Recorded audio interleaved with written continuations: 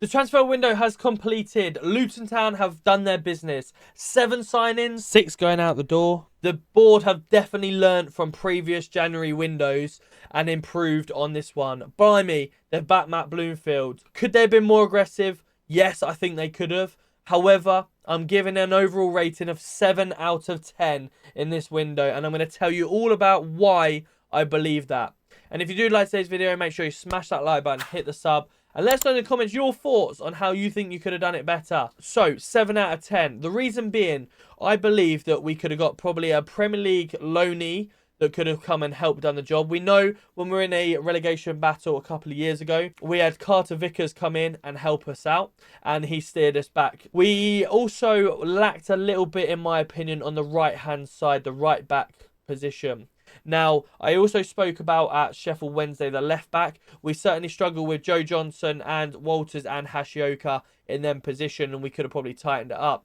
However, if we play the back four, Cal Naismith has the option to play left back as well as Bell, and of course Alfie as well. Now, having Chongi back from injury, having obviously Ali now as well, and of course Asgard can play on that left hand side as well. There's no reason why Alfie couldn't be dropped back slightly and go into the left back position. So we've kind of got 4 positions available, or 4 players available in that position. However, on the right-back position side, Moses has actually been kept, which is great news. We still don't know what's happening with Moses because he's not been featured in the squad. We thought he may actually be out of this transfer window. We also not sure whether they will terminate it or not put him in the squad. There's still lots of situations that we don't know about. However, Moses was a right-back at Chelsea. If we're going to play a 4... Moses could potentially be that right back. But at the moment, it's Hashioka and Walters. Walters is only 20, so he doesn't take up a squad position. Certainly someone that is getting better, and he will become good as well. When we see him at Sheffield Wednesday, both of them been a little bit struggle. Walters, certainly at other games as well, like QPR, struggled at the back post and has let in a few goals that way. We did see it last year as well with Kabore, for instance. So, yeah, I think we've struggled for a few years at that right-back position. We had Drame before, which was really good. Obviously, Jack Stacey and James Justin. So, we're used to quite good wingers, ring-backs and right-backs, performing up and down the wings. So, yeah, I'm surprised that we didn't get anyone in to sort of protect that side of things. I know we were linked with Joel Ward previously. Yeah, that's the only reason why I would say it's a 7 out of 10 and could have been more aggressive. So before we go into the 7 that we purchased, let's have a look at the 5 that departed. First on the list, Joe Taylor. Joe Taylor finally got his move to Huddersfield. It was rumoured back in the summer as well that he was going to move to Huddersfield, but we didn't get a replacement ourselves. So we've now obviously replaced him, and they've gone for a reported £3 million. He was a proven League One striker, so I hope he'll do really well. He scored a goal in his first opening game for Huddersfield as well, and then he's now been injured. So fingers crossed for him that his career continues to take off. We did talk about Richard Kone coming in, but then, a proven League One striker. We had that in Joe Taylor, but we just didn't utilise him enough, so coming off the bench. So, yeah, he's finally got his move. Good luck to him. Alan Campbell had his contract terminated, and then he moved on to Dundee United. Wish him all the best from there. Tom Holmes, I didn't really have that. There's a lot of people said the same. Didn't have that on the bingo card of the transfer window. Him moving to a Belgium top flight club. Yes, I believe that he could have been the defender to depart from us. We had a few defenders with Burt coming back as well. Tom Holmes is definitely on the bottom of them pecking orders. His contract does end in the summer as well, so might be the last time that we see Tom Holmes. I wish him all the best over at the Belgium team. We then also had Pelly Ruddock. That was probably the sour one of the lot. Now, I thought Pelly probably might have gone to Charlton with Nathan Jones, but yeah, he's gone to Rotherham on loan. And again, his contract is up at the end of the summer. Looking at Gary Sweet's message that he's going to play another game for us, I would imagine it's a testimonial game. And I hope it is in the new Power Court as well. They wait until new Power Court and then we bring Pelly back and play a game for him so more and more people can watch him. He's been a fantastic servant for Luton Town. Luton legend. And, one that I would love to see something named at Power Court or whatever for Pelly. He's gone from the non-league all the way up to the Premier League. And I'm still to this day really annoyed at Rob Edwards for not bringing him on in the last game of the season against Fulham to score that penalty. We're virtually relegated. He should have gone, okay, come on. And I think everyone in the crowd would have been, over the moon by that. And even, the over about relegated or not, people would have wanted to see Pelly come on and score in every single league that he's played in. So, real shame on that, but hopefully he gets it in the future. And Cauley Woodrow is another one that has obviously departed the club, and his contract runs out at the end of the season. I believe that, we might not see Cauley Woodrow again. He's gone on loan to Blackburn Rovers, so I wish him all the best there as well. Cauley struggled to get in the side as a recent, but has scored some key goals for Luton Town.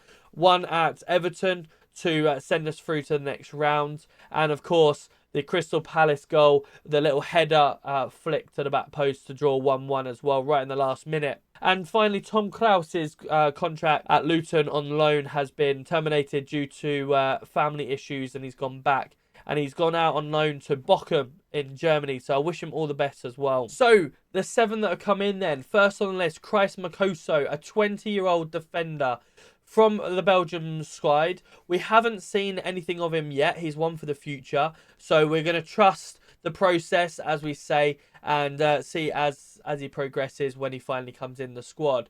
Because he doesn't take up a position in the man 25, he's someone that we can sort of gamble on as well. Next on the list, Isaiah Jones. We purchased him from Borough. He'd been out of the side of Borough. He's then come over to Luton, and he's played a few games so far.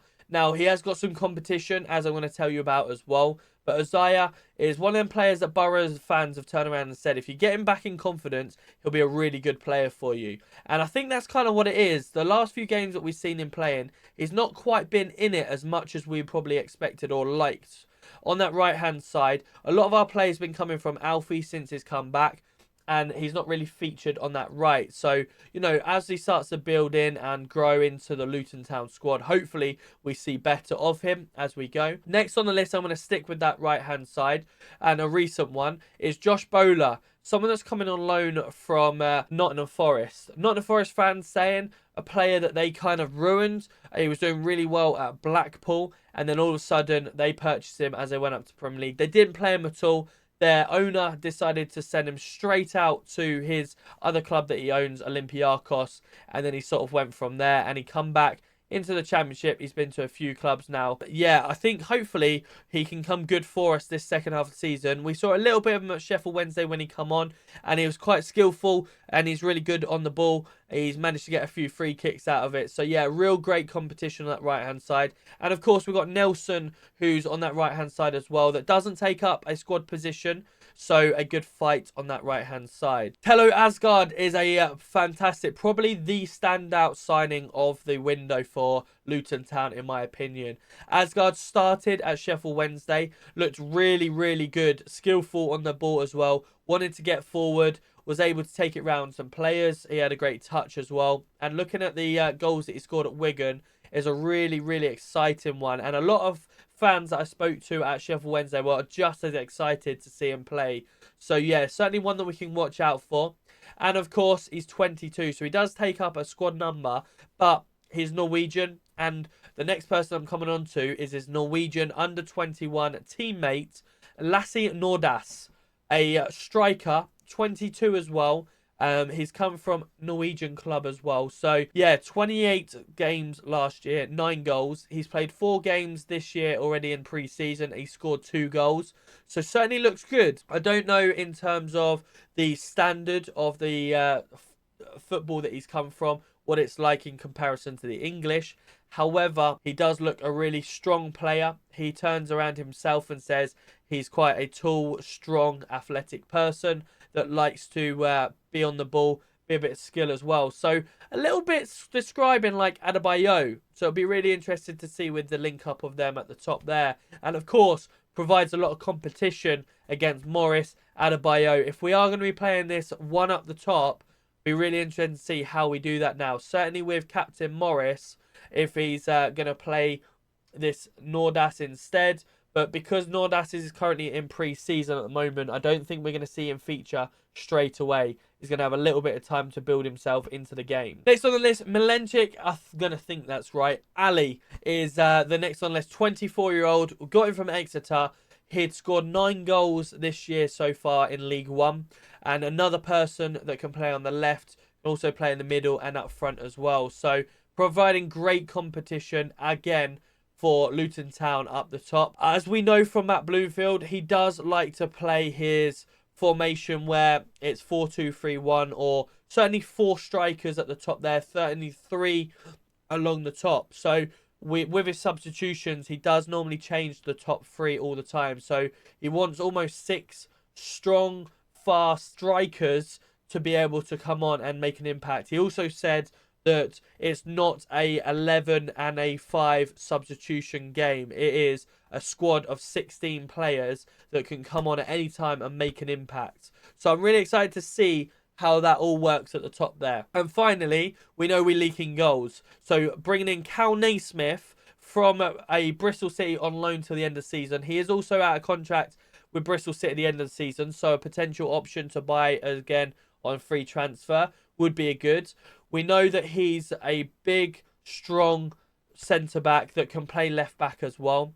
With the ability that he knows players already, his experience in the changing room as well. Not only that, obviously McGuinness is still really young and a lot to learn, so we can feed off of him. It'd be the chance it's either McGuinness and Cal Naismith, and then obviously we work out whether it's Bell or Alfie on the left, or it could be McGuinness, Anderson, and then Cal Naismith on the left-hand side. So yeah, it's got a lot of options now on that side for the defensive side. And of course, when Burke returns as well, there's even more competition there. We do know before Burke got injured that he's been playing at right back, right wing back, but Burke is definitely a centre-back. You try and put him more. He's very injury-prone, so I don't believe he suits out on the wing, but he has been capable of playing there in the past. So that is all 7 in and 6 out that I've gone through today. Let me know in the comments your thoughts on what you would have liked to have seen in the transfer window and what you think of the current players there are. I'd love to know more. We are back on Sunderland away. Unfortunately, there is no fixture coming up on the weekend, but I hope you all have a fantastic week off, and we look forward to seeing you Sunderland away. And if you did like today's video, make sure you smash that love button, hit the sub, and let us know in the comments your thoughts.